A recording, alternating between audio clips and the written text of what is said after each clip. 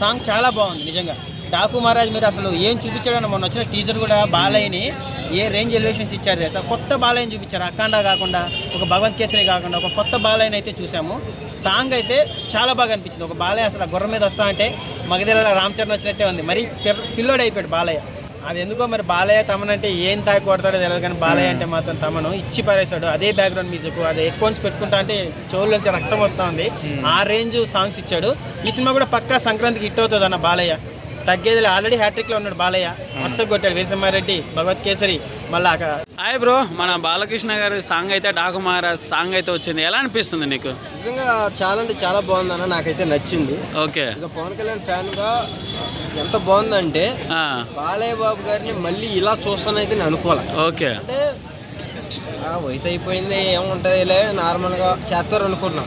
అమ్మ దూకుడు ఏంది, ఆ గన్ను పేల్చుడు ఏంది, ఆ గుర్రం మీద ఎక్కుడేంది. ఓకే, నార్మల్ గా గుర్రం మీద ఎక్కాలంటేనే 1-2 స్టెప్స్ అనుకోని మనం ఎగరాలి.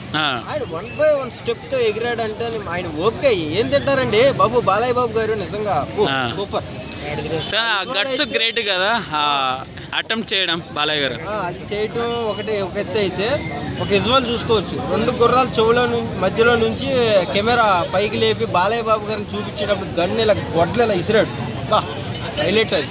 అయితే హ్యాట్రిక్ కొట్టేస్తానమాట బాలయ్య గారు ఈ సినిమాతో. ఈ పండగకి 3 సినిమాలు ఇట్టేనబ్బా. ఓకే, 100%.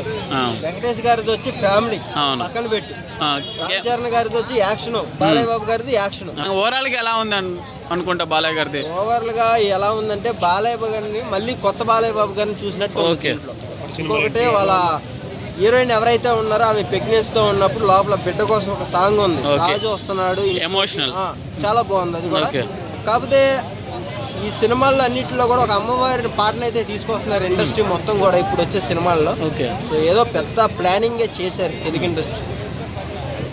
బాబీ గారి బిగ్గెస్ట్ హిస్టరీ అన్నమాట. 100% తమన్ గారు ఇప్పుడు మౌలిక బాలయ్య బాబు అంటేనే తమను అది. ఓకే.